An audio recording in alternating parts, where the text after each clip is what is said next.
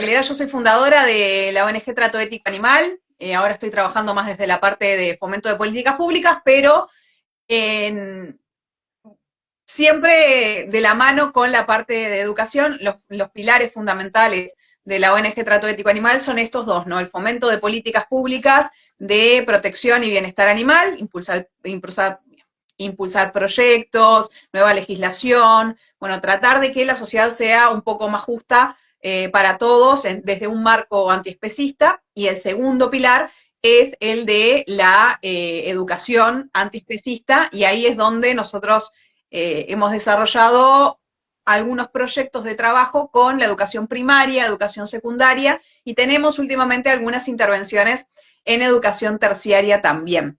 Lo que vos mencionás de este trabajo en la universidad no es en el contexto de la ONG Trato Ético Animal, sino en el contexto del Grupo Académico de Investigación en Antrozoología, el Grupo Ujú. Gaia, que es un grupo de, bueno, de investigación y de trabajo generando lo que es la interdisciplina para el vínculo entre los humanos y los demás animales.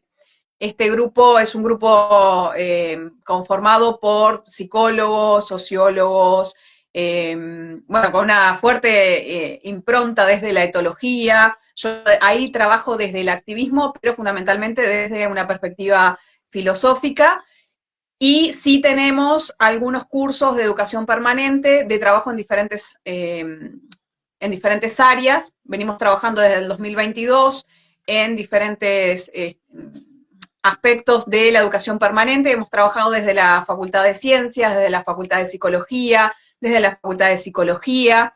Este año el curso surge desde la Facultad de Humanidades y Ciencias de la Educación, y el año pasado estuvimos en el marco de la Universidad de Buenos Aires, así que bueno, ahí como que se internacionalizó el impacto, porque además una de nuestras compañeras del grupo de antrozoología es una veterinaria argentina, forma parte del equipo, y ella nos abrió la puerta en la Universidad de Buenos Aires, en la Facultad de Veterinaria específicamente. Es como un trabajo que es parte del activismo, porque en realidad yo creo que todo es activismo cuando está enfocado a generar algo y no se hace en forma automática, sino que tenés un para qué, y estoy convencida de que desde la educación hay un gran camino que hacer, sobre todo generando pensamiento crítico y tratando de poner las cosas o los conceptos los más claros posibles para que las personas tengan la posibilidad de elegir en función de la realidad, que es Ujú. algo que en general es lo más complejo, porque la mayoría de las personas estamos un poco sesgadas por estos conceptos que enmascaran la realidad de la vida de los demás animales y que nos hacen tomar parte en la crueldad del antropocentrismo y del especismo sin darnos cuenta de que estamos siendo parte. Entonces, ese es un poco el marco antiespecista desde el cual nosotros trabajamos. No tanto visibilizando las cuestiones puntuales, sino tratando de llevarlo desde la crítica, desde entender exactamente qué es lo que está pasando y en qué estamos siendo parte, para que cada uno pueda o bien volver a elegirlo, si así lo cree que corresponde, o bien poder tomar otras decisiones más conscientes y de repente siguiendo otros criterios de justicia. Ujú. Es que me vienen muchas cosas que preguntarte. Pues bueno, me gustaría luego más adelante que nos contaras un poco sobre la campaña que tenéis de Oro Rojo, de la sangría de yeguas. También he visto que estáis en proceso de presentaros a las elecciones, ¿no? Pero volviendo de la educación, sí que me gustaría saber que cómo enfocáis cuando hacéis actividades en el ámbito de la secundaria y lo que aquí también llamamos el bachillerato. ¿Cuál es el enfoque que tenéis? Entiendo que es, bueno, has hablado de pensamiento crítico, que es algo de lo que desde Aula Animal nos centramos mucho, pero sí que me gustaría saber, por ejemplo, una charla en un instituto de secundaria, ¿qué planteamiento, qué estructura tendría? Bueno, nuestro marco es siempre antiespecista. Y con esto, ¿qué queremos decir? Bueno, nuestro marco es antiespecista, pero nosotros no vamos a llevar cuestiones estrictamente veganas, por ejemplo. Ahí hacemos como una distinción. Tratamos de enfocar algunas cuestiones en torno a la relación, el vínculo que establecemos con los demás animales, y como te decía, siempre tratando de ser lo más respetuosos y responsables a la hora de pararnos frente a un grupo. Sabemos que bueno, la mayoría de los que trabajamos en educación en la ONG Trato Ético Animal somos docentes y el rol docente es un rol que es muy particular y que requiere de un respeto y una responsabilidad a la hora de transmitir y a la hora de pensar con el otro, que tiene que estar muy sólido y muy bien asentado. Sobre todo cuando trabajamos en primaria, que estamos trabajando con niños que luego van a también tomar decisiones y llevar a sus casas muchas de las cosas que nosotros les planteamos. Nosotros siempre lo enfocamos desde el generar la pregunta, más que el llevarles contenido o llevarles una idea para que ellos adopten, plantear la pregunta, generar estas cuestiones que implican que analicemos las cosas, que tratemos de entender por qué lugar van los conceptos y las ideas que respaldan nuestras acciones. Lo más desafiante para nosotros hasta ahora ha sido primaria, mucho más que secundaria o que la universidad, pero porque en primaria nosotros nos encontramos acá con un especismo institucionalizado que implica que desde los propios libros de texto se esté avalando la explotación animal. Perdón, me estaba entrando una llamada y seguro que se me cortó un poquito. Nada, tranquila. Que, que desde la propia educación pública se avala la explotación y se fomenta en términos de, bueno, esto es lo bueno y lo deseable. Los libros de texto de la ANEP, de la Administración Nacional de Educación Pública en Uruguay, fomenta la exportación de ganado en pie, fomenta dentro del marco cultural las jineteadas, tenemos ya Y luego, naturalizado todo lo hablaremos que también de implica. este tema, sí. Tenemos dentro de todo lo que está naturalizado el uso de los animales como recursos, como objetos que son tenibles, ¿no? Que podemos tener y que por lo tanto podemos comercializar y utilizar. Y nosotros simplemente trabajamos desde el antiespecismo en cuestionar el estatus de propiedad de los demás animales. Pensamos desde los conceptos clave de la sintiencia, por ejemplo, pensamos desde el concepto clave de el sujeto en lugar de objeto, esta oposición entre sujeto y objeto, que es este lugar difuso donde nosotros entendemos que los demás animales no son lo mismo que un banco, pero sin embargo, dentro de nuestro derecho y de nuestra consideración, los utilizamos igual.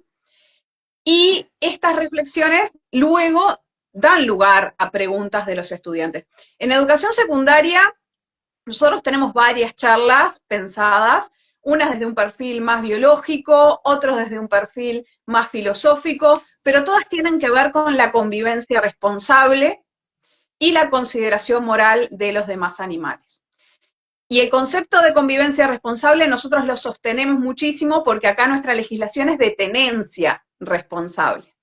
Y claro, como tener, se tienen las cosas, ¿no? Y no se tiene a los sujetos, con los sujetos se convive, este concepto ya nos da muchísimas bases para poder reflexionar y para poder generar un espacio crítico con los estudiantes en el aula.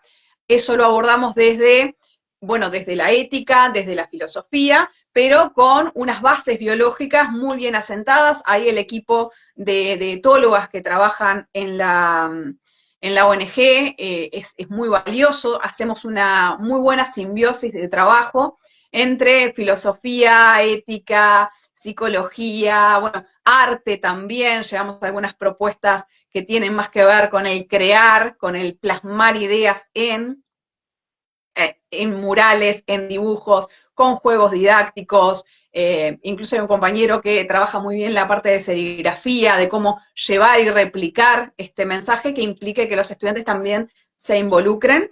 Pero a nivel conceptual, fundamentalmente, abordamos el concepto de convivencia responsable desde un perfil antiespecista y trabajamos mucho en esta idea de poder identificar que los demás animales son demás animales porque nosotros también lo somos.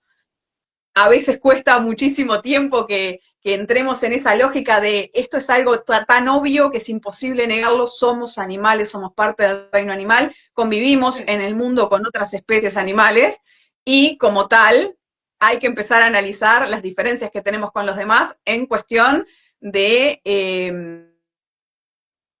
un fundamento válido para utilizarlos como parte de la propiedad.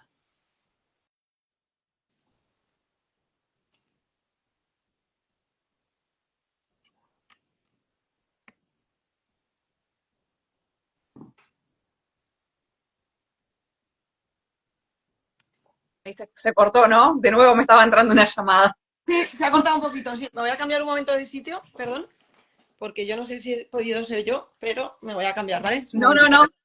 no. Fue una llamada que me entró. Ah, vale. Me gusta mucho lo que estás comentando, Rita, porque realmente yo creo que esto ya lo hablamos cuando nos vimos.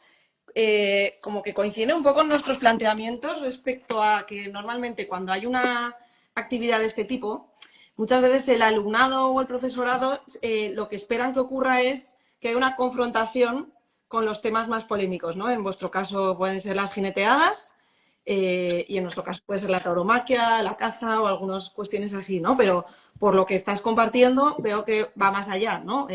Planteáis qué es el especismo, qué es la capacidad de sentir, cómo nos relacionamos con los otros animales, qué concepto de tenencia tenemos, ¿no? Entonces, yo sí que te quería preguntar qué tipo de dificultades os encontráis, porque, vamos, por lo que tengo entendido, la sociedad uruguaya, pues hay ciertas tradiciones que están muy asentadas, como este tema que sí que me gustaría que habláramos un poco de cómo combináis estas actividades cuando la sociedad es profundamente especista y hay ciertas tradiciones, como nos ocurre en España y en cualquier otro lugar, que están muy asentadas entre el alumnado.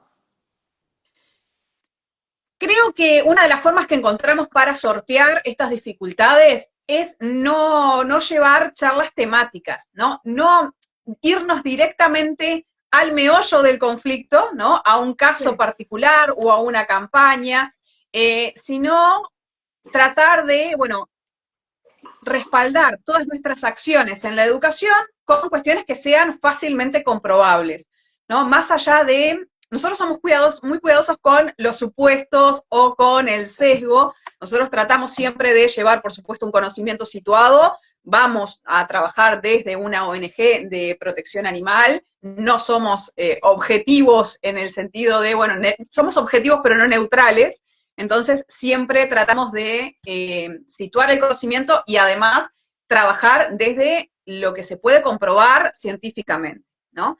Que justamente ahí es donde está el punto fuerte, creo, del antiespecismo, porque el especismo como tal, eh, o por lo menos la pretensión de justificación del especismo, no tiene un fundamento científico. Nosotros no podemos justificar en términos éticos o en términos biológicos nuestra propiedad sobre los demás animales. En todo caso, ahí hay una discusión que se evita, pero nosotros lo que hacemos es llevar esa discusión, mucho más allá de en los casos puntuales de qué pasa con qué pasa con los mataderos, qué pasa con el consumo de animales, qué pasa con los espectáculos públicos de diversión, con otros animales, qué pasa con la experimentación animal. Esos casos puntuales luego son para profundizar, o quizá salen a Incluso con demanda el de los veganismo, ¿no? estudiantes. Entiendo que el veganismo suele Exacto, ser consecuencia de un planteamiento de estas características. exacto, exacto. Nosotros no somos una ONG de difusión del veganismo, yo soy vegana, pero yo creo que el veganismo es una herramienta para proteger a los demás animales, para defenderlos y para generar una sociedad más justa. En el momento en el que la palabra vegano me cierra una puerta a nivel pragmático, yo directamente no lo utilizo, porque el veganismo es una herramienta y si en algún momento me sirve para abrir una puerta, por supuesto que sí. Lo importante acá es que el mensaje y la discusión en torno a nuestras acciones con los demás animales sea eficiente. Nunca eh, el veganismo como tal, presentarnos como un proyecto o una charla de veganismo nos abrió una puerta en educación. Al contrario, hay muchísimas resistencias para eso porque se tiende como a pensar que uno va a imponer algunas ideas. Esto es un Adoctrinar, ¿no? error, por supuesto, claro. Pero sobre esos prejuicios y preconceptos nosotros tenemos que poder elaborar estrategias que nos permitan ingresar. Y la realidad es que nuestra propuesta es antiespecista porque lo que hacemos es cuestionar el especismo, tratar de conceptualizar qué es el especismo como tal, porque es un tipo de discriminación que es arbitraria y que es injustificada, cuáles son las razones por las cuales se sostiene el especismo como tal, si existe alguna razón que sea válida en términos morales y por supuesto pensándolo en términos éticos, para el especismo, y la respuesta a todo esto que vamos llegando con los estudiantes es que no, ¿no? Hacemos ese proceso. Sobre todo, nos apoyamos muchísimo en la biología para poder salvar todas estas problemáticas. No, para Es verdad explicar que la surgen, capacidad de sentir, entiendo, ¿no? Por ejemplo, algo tan básico como la capacidad de sentir y que, por Dios, las plantas no sufren, ¿no? por No supuesto, sienten. en la capacidad de sentir, en el ser sujeto de una vida también, ¿no? El poder tener un posicionamiento en el mundo, en la defensa que hacemos los animales de nuestra vida propia, ¿no? Que esto es algo que es identificable no solamente en el humano, sino también en diferentes especies. Hacemos muchísimo hincapié en esto. Trabajamos cuestiones de lenguaje también, cuestiones que tienen que ver con el criterio de la razón, como para ver si esta pretensión de superioridad es válida o no.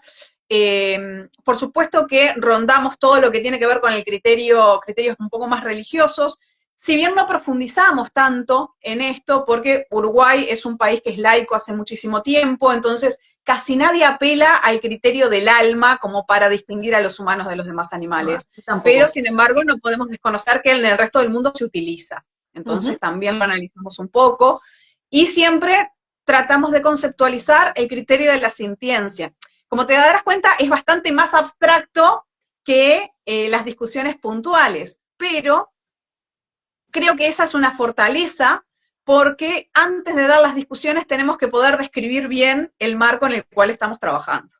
Porque la mayoría de las discusiones que se dan en torno a los temas particulares están dados sobre preconceptos. Sí. Entonces, aclarar el contexto es nuestra primera entrada. Y como terminamos retomando las cuestiones de las ciencias que ya están dadas y ya están siendo trabajadas por los estudiantes, sobre todo en educación secundaria, es muy difícil que genere resistencia. Y también porque nosotros abrimos un panorama crítico, ¿no? Nosotros no objetamos, ni cuestionamos, ni calificamos a aquellos que no pueden fundamentar sus acciones. Simplemente describimos una situación, y esta situación es que la gran mayoría de nosotros, por no decir todos nosotros y nosotras, vivimos en una sociedad que es profundamente especista y antropocentrada, y todos somos parte de esta sociedad. Podemos intentar que nuestras acciones sean lo menos nocivas para los demás, sean humanos o no, pero es muy difícil llegar a cero. Entonces todos estamos en este barco, y lo importante es que cada una de las personas que piensa sobre sus acciones trate de que sean lo más justas posibles. Me estoy dando cuenta que, bueno, yo las preguntas que me vienen a hacerte realmente son las que nos suelen hacer cuando hacemos este tipo de encuentros con Habla Animal, ¿no? Pero sí que me ha llamado la atención que has dicho que no entráis de manera directa en lo que se consideran los temas polémicos, ¿no? Porque a posteriori, cuando planteamos una serie de conceptos teóricos, como has dicho, el especismo, la capacidad de sentir, los sujetos, todas estas cuestiones, dentro del propio alumnado, con ese proceso de pensamiento crítico, van a surgir estas preguntas. Y lo que nos interesa para que haya realmente un proceso de cambio es que el alumnado se plantee estas cuestiones, ¿no? Entonces yo te quería hacer otra pregunta que también nos hacen muy a menudo, a ver un poco cómo lo ves o cómo lo veis. A tu juicio, ¿cuál sería la edad más efectiva, ¿vale? Para aquellas personas que se estén planteando realizar charlas en centros educativos? ¿Cuál te parece? Yo sé que esta pregunta es un poco a veces polémica, ¿eh? Pero ¿cuál te parecería la edad más efectiva para hacer charlas en centros educativos? Yo creo que ahí lo importante es que cada persona que esté pensando en hacer activismo en educación piense en sus propias capacidades, ¿no? Identificar en qué soy buena, ¿no? Yo sé, por ejemplo, que soy mejor trabajando con adultos o con adolescentes de más de 15 años que con niños y preadolescentes. Porque estoy formada para eso, porque tengo una forma de trabajar con ellos que se ajusta más a lo que requiere la educación en secundaria y de repente en educación terciaria, que Sí. trabajando con niños. Podría hacerlo, de hecho, alguna charla que otra con niños y niñas hago, pero no es mi fuerte. Entonces, más allá de cuál es el público al que voy a apuntar, creo que somos mucho más eficientes si podemos reconocer nuestras potencialidades y nuestras debilidades, ¿no? Eh, en general se apunta mucho a la primera infancia, a las infancias en general. Eh, para mí es un momento clave para cuestionar cosas. Creo que bien abordado y trabajando, incluso si se pudiera, a través de ellos, con el centro educativo y con las familias, sería de un impacto tremendo, ¿no? Poder convocar a la reflexión con las familias y tratar de reflexionar en conjunto. Hay que tener mucho cuidado cuando se trabaja con niños y niñas, porque puede generar situaciones muy tensas, ¿no? Nos ha pasado, te pongo un ejemplo, una situación trabajando en escuelas, en zonas de mucha vulnerabilidad, sí, económica, atravesados por un contexto de violencia familiar en general, que esto aplica a humanos y no humanos siempre. Nos ha pasado a estar trabajando sobre sintiencia, sobre respeto, sobre convivencia responsable, sobre considerar las necesidades del otro y que dentro de estas cosas haya personas que te dicen, sí, esto en mi casa pasa. Sí. Y te cuenta lo que está pasando y al mismo tiempo entiende desde dónde vos le estás planteando que eso no es justo y eso no debería pasar. Hay que tener mucho cuidado y trabajar con un equipo de respaldo psicológico, bueno, con personas que acompañen socialmente también desde las instituciones a esas familias para que no sea el niño o la niña quienes vayan a enfrentar ese problema a sus propios hogares. Porque la responsabilidad de esta discusión que vos estás llevando a los hogares a través de los niños y las niñas es importante y hay que trabajarlo con muchísima cautela, con muchísimo respeto y con muchísimo análisis del contexto en el que estamos trabajando. Sí, porque al final de alguna Yo manera como que va a particularmente, definir, ¿no? Va a definir el impacto sobre los otros animales. exacto, pero no podemos dejar tampoco que los niños y las niñas vayan a exponerse a determinadas situaciones de violencia. Entonces, por eso cada charla que nosotros pensamos, la pensamos para el grupo con el que vamos a trabajar, ¿no? Primero las pensamos entre el equipo, son charlas que tienen un perfil multidisciplinario, siempre están atravesadas por la mirada de todos los compañeros y, y están pensadas para el grupo y el contexto en el cual estamos trabajando porque es un tema que es clave.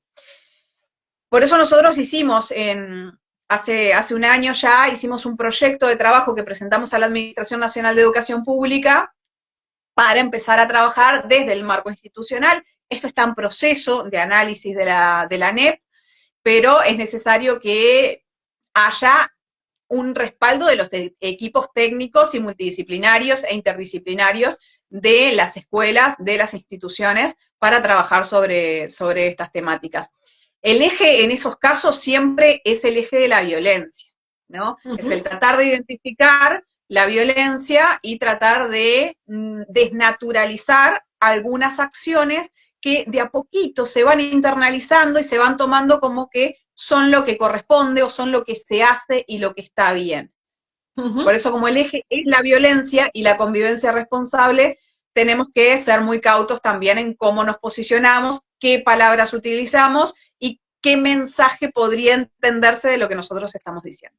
Vale, mira, me ha gustado, volviendo al comienzo de la pregunta, me ha gustado lo que has dicho porque a mí, por ejemplo, cuando me hacen esta pregunta, yo, como tengo mi sesgo porque soy de secundaria, siempre pienso que cuanto mayores, o sea, esa etapa de la adolescencia es cuando más, digamos, capacidad de pensamiento crítico tenemos. Entonces hay veces que la gente de primaria se ofende porque dice que no, que en las edades más tempranas mejor, ¿no? Pero me ha gustado la respuesta que has dado, que es donde tú te sientas cómoda para realizar la actividad, ¿no? Porque yo creo que mucha gente, a veces nos escribe gente a Hola Animal diciendo me gustaría dar charlas y no sé por dónde empezar, entonces como que existe cierto miedo, entre comillas, para no estar, pues, yo qué sé, por no estar a la altura, por no tener los conocimientos. Entonces, un poco desde Aula Animal sí que insistimos en la necesidad de la formación, por supuesto, que eso estoy segura de que estamos de acuerdo, ¿vale? Que ahora te quería preguntar por eso.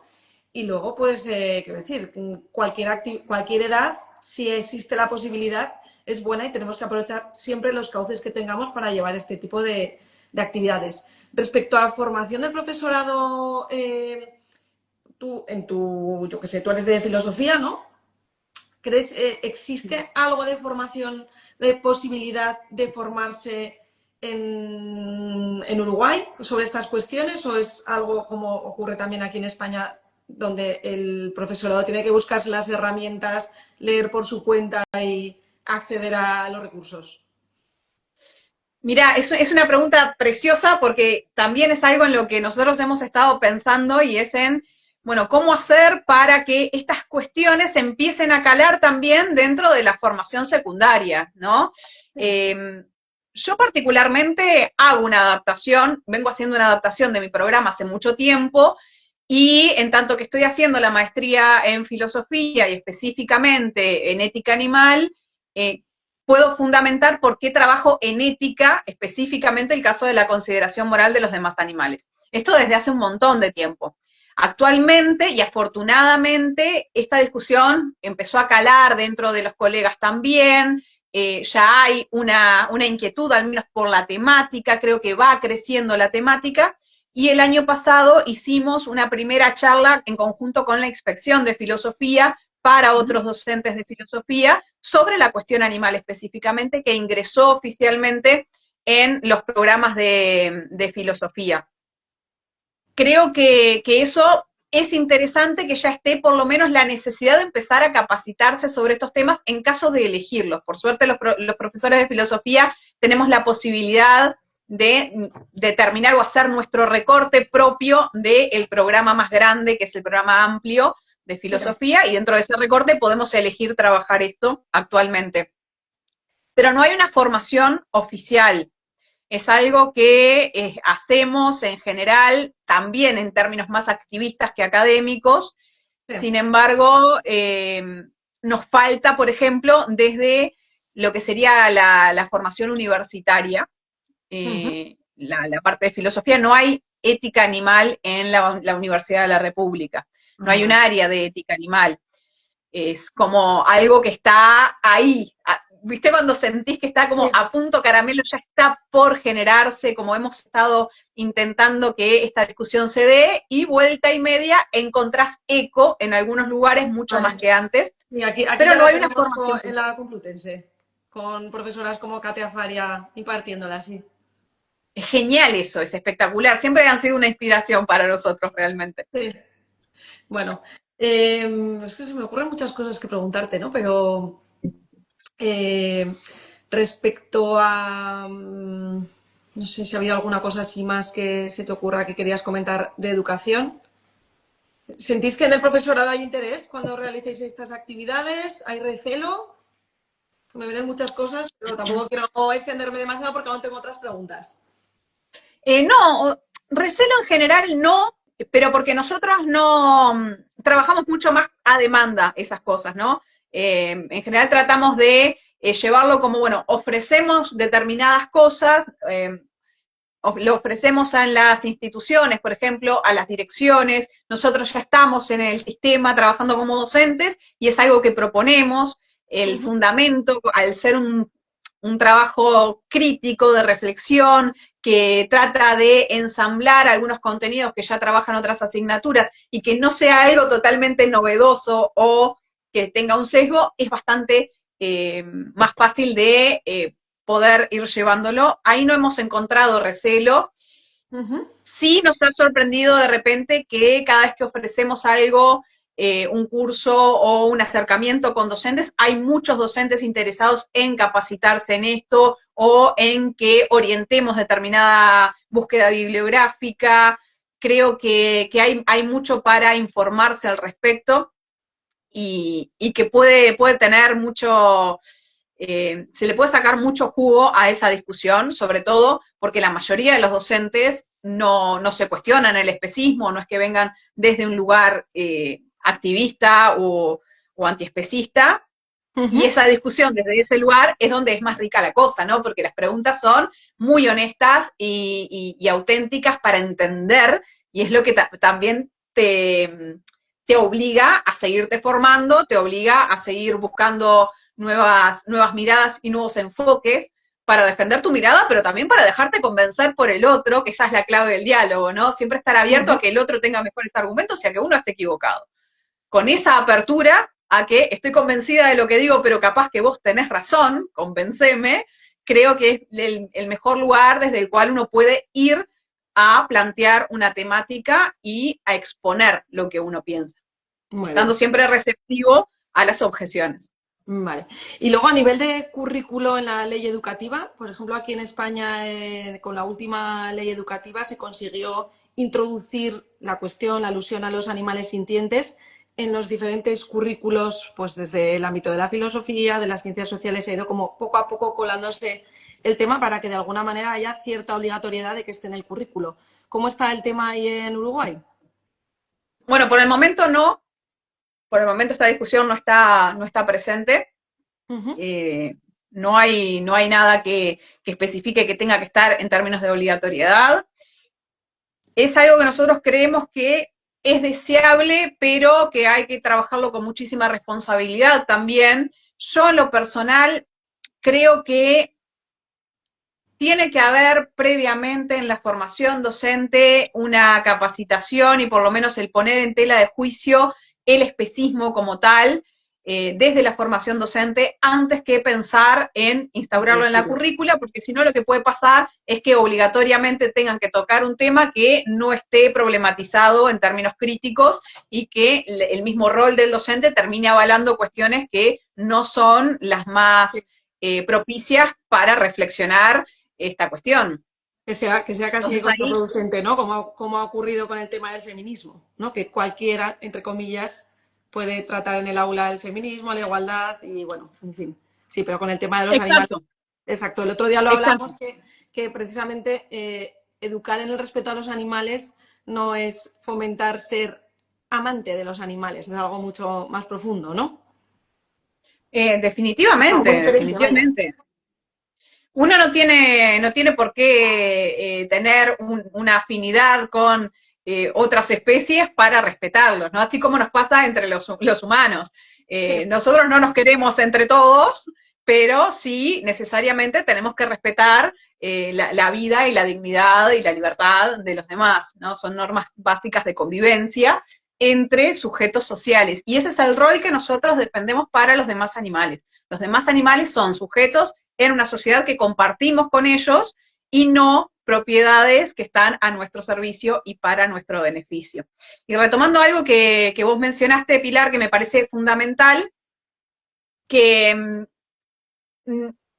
no cualquiera puede hablar de todo, ¿no? ujú, De nuevo, lo que decíamos, cada uno tiene que poder reconocer sus debilidades y sus fortalezas, y por eso es importante que los activistas estemos formados y tengamos también algún tipo de formación didáctica y pedagógica, ¿no? sí, Porque la profesión docente, la docencia como tal, no es algo que sea algo natural. Y a veces pasa que todos creemos que podemos pararnos adelante de una clase y que está bien cualquier cosa que digamos. Y a veces es importante que nos formemos específicamente para ese rol, para desarrollarlo y para que nuestro impacto sea realmente positivo, porque a veces podemos, en la mejor de las intenciones, generar cuestiones contraproducentes, ¿no? Por ujú. ejemplo, si abrimos dentro de un grupo una discusión tan amplia que luego no podamos contener o que no podamos realmente sacarle provecho al intercambio y que el intercambio sea de ideas y no entre personas que se oponen o que se terminen agrediendo en lugar de atacar las ideas del otro. Esto también me parece que es clave, más allá del tema que estemos trabajando o en el ámbito donde estemos trabajando, pensar en que es válido y es deseable que las ideas se opongan y se contrapongan y que se haga en términos fuertes y firmes, siempre abierto a que las ideas del otro puedan permear en mí, pero que Ujú. no se opongan personas, ¿no?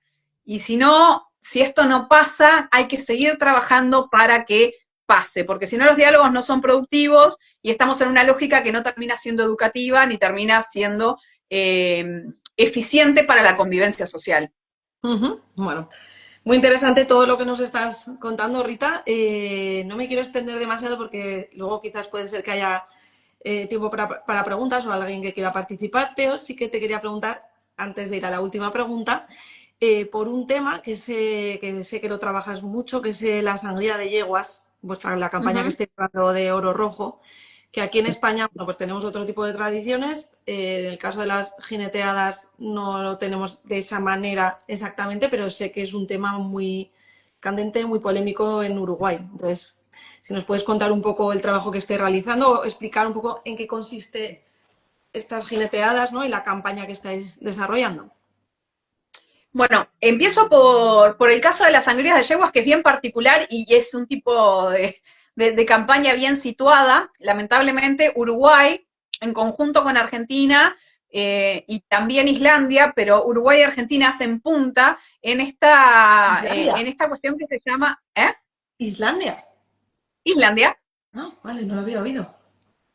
sí, hacen punta en esta actividad que se llama sangrado de yeguas o sangría de yeguas, ¿no? Ujú. Esto implica que a la yegua se la somete a extracciones de sangre de la vena yugular, mucha sangre, y para esta extracción las yeguas tienen que estar preñadas en un determinado periodo de gestación para que su sangre tenga una hormona, que es la PMSG, que luego Uruguay y Argentina la exportan a Europa para que los productores ganaderos sincronicen el celo de las hembras, de cerdas, de vacas, de otras especies, y puedan tener las camadas en términos de mayor explotación, todas juntas, sincronizadas, y se puede explotar más a estas hembras que están siendo utilizadas en la producción, sobre todo de cerdos. De ahí sale el jamón barato, por ejemplo, Ujú. ¿no? ¿Por qué? Porque se utiliza esta clase de hormona. ¿Qué pasa Creo que este acá? tema es totalmente desconocido o muy desconocido aquí en España. Ellos, vamos, así de a nivel de activismo, os lo he escuchado a vosotras, pero Sí, sí. Acá en Uruguay y en Argentina, estas yeguas son sometidas constantemente a abortos porque el momento productivo de la yegua es cuando está antes de los 120 días de gestación. Por lo tanto, se las preña y luego se utiliza para ese sangrado hasta que se llega a un momento culmine en el que se produce el aborto por parte de los propios técnicos que están trabajando ahí.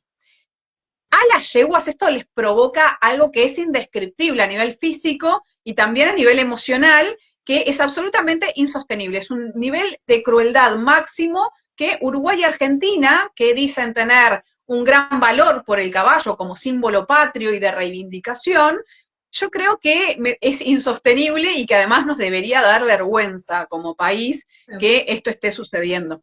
De hecho, en Europa, la producción de PMSG de esta forma está prohibida, pero lo que no está prohibido es que se importe a países que son calificados como menos escrupulosos como los nuestros, sí. ¿no? Entonces ahí también hay, bueno, un criterio, si se quiere, de doble moral, pero en nuestro caso es algo que es absolutamente inadmisible. Y por eso estamos trabajando en ambos países en una campaña binacional para la prohibición de En las granjas Argentina de y Uruguay, sangre o ¿no? sangrías de yegua. Argentina y Uruguay. Exactamente, exactamente. Estamos haciendo una campaña conjunta, respaldados también por dos ONGs internacionales de Suiza y Alemania que han venido impulsando estas campañas hace mucho tiempo. Pero bueno, hoy es una discusión que por suerte ya está sobre la mesa, que muchos de los uruguayos ya conocen lo que es. Hasta hace 1 o 2 años decía sangría de yeguas y la gente no sabía de qué estabas hablando. Hoy sí. Y lo particular y novedoso y bueno de esto, que creo que es un punto de apoyo para el activismo, es que la campaña en contra de las sangrías de yeguas ha unido en su contra a personas que somos activistas, a veganos, a personas que están en defensa de las jineteadas, a productores rurales. ha unido a gente que no tiene pensamiento igual y que estamos enfrentados en muchas otras campañas, pero sí en contra de la sangría de yeguas. Por ejemplo, hemos estado trabajando o en diálogo con personas que están a favor de las jineteadas o que incluso están a favor de los raíd, de las carreras de caballos, de la explotación de los caballos para otros espectáculos, pero en contra de las sangrías de yeguas. Y ahí es donde radica nuestro pragmatismo. Y esta es una postura muy personal, pero que también va de la mano con la postura que lleva adelante la ONG, y es que si nosotros podemos unir fuerzas para erradicar una actividad de explotación, esto no implica avalar todo lo otro que hacen los demás. Trabajar en una campaña monotemática tiene el efecto contundente de poder ir todos juntos en contra de esta campaña, en contra de esta actividad, que tiene el peso económico y cultural detrás para respaldarlo. Entonces tenemos que buscar las mejores estrategias para erradicarlo. Bueno, pues nos lo has explicado muy bien. Ya te digo que creo que es un tema en Europa bastante desconocido en general. Y bueno, no sé si quieres comentar tú alguna cosilla más, y si no, yo tenía una pregunta para ir cerrando, que sé que te va a gustar porque creo que es tu especialidad, pero te voy a hacer una pregunta. ¿Lo animal es político? Sí, por supuesto. Por supuesto que lo animal es político. Lo animal es político porque es una cuestión de justicia, ¿no? Cuando pensamos en los demás animales, deberíamos pensar en si nuestras acciones son justas en función de cómo afectan a ese otro que padece o que disfruta nuestras acciones. Y cuando lo pensamos en términos de justicia, las cuestiones de justicia se dirimen en el plano de lo político, en el plano del bien común, en el plano de una sociedad que reflexiona y que dirime en relación a sus acciones. Pero sobre todo lo animal es político porque los animales son otros sociales, son otros individuos con los cuales compartimos la sociedad y que incluso hacemos sociedad con esos otros. Estamos tan acostumbrados a verlos en términos de propiedad, de cosas que simplemente usamos, que nos olvidamos que nuestra sociedad es tal cual es porque en nuestro día a día hay animales. Animales que están sufriendo el impacto de nuestras acciones o están disfrutando del impacto de nuestras acciones. Entonces, si será político, que tenemos que delimitar si estamos siendo justos o no con ellos. Y ahí creo que todas las discusiones que luego pretendemos que pasen al plano legal, claramente son cuestiones políticas, ¿no? Pensando la política no en términos de política partidaria, que esta es una de las distinciones más importantes que tenemos que hacer. No estamos pensando en términos de política partidaria, sino en términos de política en general, ¿no? Todo esto que implica habitar una polis, habitar un territorio común con normas y con acuerdos y delimitaciones que nos hacen como comunidad, ¿sí? Y el otro, que no es de nuestra especie, es un otro. Es un otro que tiene necesidades, que tiene deseos, que tiene espacios donde puede o no puede vivir, con el cual vamos a tener que negociar. Por lo menos eso es lo deseable, que podamos negociar espacios con ese otro, en lugar de robar espacios y luego aplicar necropolíticas o políticas de muerte a la hora de erradicarlos de los propios lugares que son su hábitat natural y que nosotros queremos ocupar. Y, por ejemplo, cuando pensamos en los demás animales como parte de nuestra familia, nosotros, si pensamos en términos vinculares, por ejemplo, sabemos que no solamente construimos vínculos con otros Homo sapiens, construimos vínculos con individuos de otras especies. Y estos individuos de otras especies forman familia con nosotros. De tal forma que atendemos sus necesidades, que cambiamos nuestra rutina por ellos, que negociamos espacios por ellos y que sobre todo nos vemos afectados y afectamos al otro mutuamente. Eso define un vínculo, que algo sea positivo para las dos partes. Entonces, cuando algo le pasa a ese individuo que forma parte de mi familia, algo me está pasando a mí también.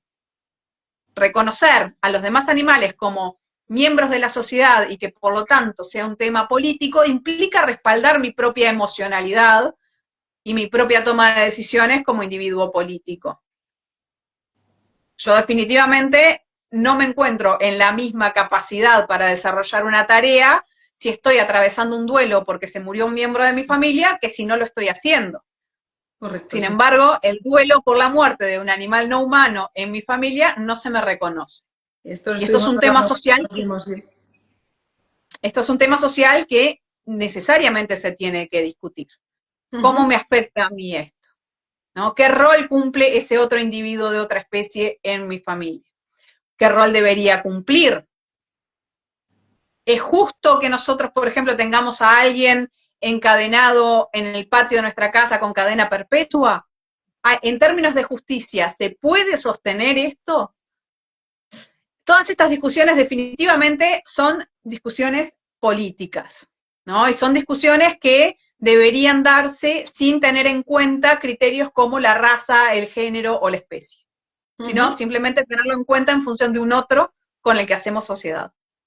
Vale. Y trasladado al ámbito de la política en el sentido de las iniciativas políticas que estáis llevando desde Trato Ético Animal, así, ¿nos podrías dar así alguna pincelada de las últimas iniciativas en las que estáis trabajando? Bueno, hay un montón de cuestiones que estamos desarrollando a nivel de fomento de políticas públicas desde la ONG, pero quizá lo más político que se ha hecho en Uruguay en estos términos no viene tanto por el lado de las ONGs o de la ONG, sino en términos más partidarios. En Uruguay se generó ya hace unos años un partido verde animalista que Ujú. tiene pilares de trabajo bien sólidos y que se han constituido como dos pilares fundamentales a partir de las elecciones pasadas, del año pasado. Es un partido político que se ha constituido hoy como una herramienta partidaria para el activismo, ¿no? Para Ujú. llevar adelante discusiones en términos ecologistas y en términos animalistas, que tenga un enfoque más general, pero que estos dos sean sus pilares básicos y que todas las cuestiones que tengan que ver con economía, con seguridad, con salud, con educación, sean coherentes con estos pilares antiespecistas y ecologistas.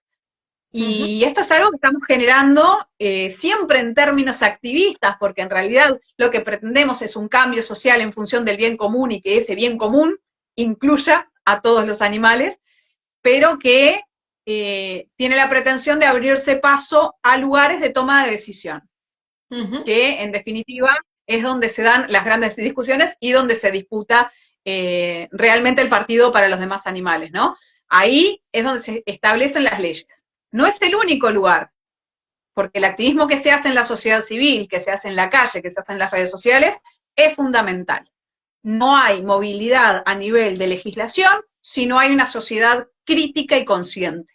Entonces el Ujú. activismo tiene que ir por todos los lugares, ¿no? A veces vemos como hay tantas pestañas abiertas que es difícil abarcar todo, pero es importante poder visualizarlas todos para saber en qué somos mejores. Activismo en calle, activismo educativo, activismo político, activismo en redes, todo eso genera una sociedad consciente y crítica que pueda dar discusiones en términos de justicia. Ujú. Bueno, pues yo creo que, o sea, que es decir, tú eres un claro ejemplo, tú y vuestra organización de trato ético, de cómo vuestro trabajo, ¿no? Desde el ámbito institucional, desde el ámbito del pensamiento, de la filosofía, desde la educación, las actividades que hacéis en centros educativos, intentáis abarcar en la medida de lo posible, pues, vamos, un planteamiento muy ambicioso con el fin de beneficiar a los otros animales. No sé si hay personas, en estos momentos tenemos 13 personas conectadas que quieran hacer alguna pregunta. Hemos visto gente que estaba saludando, que queréis hacer alguna pregunta, alguna cuestión que le queréis plantear a Rita. O si tú querías comentar alguna cosa que se haya quedado en el tintero. De repente algo en relación a las jineteadas, pero fundamentalmente, nada, quería saludar también el trabajo de Aula Animal, que a mí me parece fantástico, desde acá lo seguimos muchísimo y discutimos un montón sobre los enfoques que ustedes tienen, también es como una retroalimentación dentro del equipo de educación, los avances que va teniendo Aula Animal, cómo se van también plasmando determinadas propuestas, cómo van solidificándose en proyectos y que esto también sea replicable en otros lugares, ¿no? Creo que la forma seria y responsable de trabajo y de profundización en estos términos es clave, ¿no? Ustedes son referentes en todo esto, porque además tienen un trabajo específico en educación y en educación antiespecista, formada. Entonces, nada, felicitarles por el trabajo que hacen y agradecerles también por este espacio para irnos conociendo un poco más. Sí, yo creo que has dicho una idea clave que tenemos en Aula Animal y yo creo que también la compartís allá, que es ese trabajo replicable, que aquí creo que ni la ambición de trato ético animal ni de Aula Animal es crecer como organizaciones, sino que cada vez haya más personas implicadas, en este caso estamos hablando de educación antiespecista, ¿no? Pero que un poco el objetivo es que cada vez haya más personas que aprovechen este cauce de la educación, que se animen a hacer actividades en los centros educativos, que fomenten la formación del profesorado y todo este proceso de pensamiento crítico tan importante en estas edades y que realmente puede tener un efecto a largo plazo sobre los otros animales. Así que bueno, Rita, muchísimas gracias por compartir este tiempo y todas las cosas que nos has contado, que yo tengo ganas de volver a ver la entrevista porque, bueno, has dicho muchísimas cosas, como están comentando por aquí, que eres súper inspiradora y, bueno, lo bien que te expresas, comentar los conceptos, tan importante, ¿no? Que dejar las cosas claras, las ideas y nada, para seguir avanzando. Así que nada, si no hay ninguna cosita más, pues desde aquí te mandamos un abrazo enorme y nos vemos en otra. Bueno, muchísimas gracias. Abrazo para ustedes desde acá, abrazo para todas las personas que nos acompañaron hoy y para las que lo puedan ver después. Si lo dejamos colgado en nuestros perfiles, lo pueden revisar posteriormente. Y nada, Pilar, realmente un gusto haberte conocido, un gusto seguir abriendo estas Vamos otra puertas y vez, ¿verdad? seguramente seguirán dando posibilidades de trabajo conjunto en breve. Bueno, venga, pues nada, cuidarse. Un abrazo. Nos Adiós. vemos. Adiós.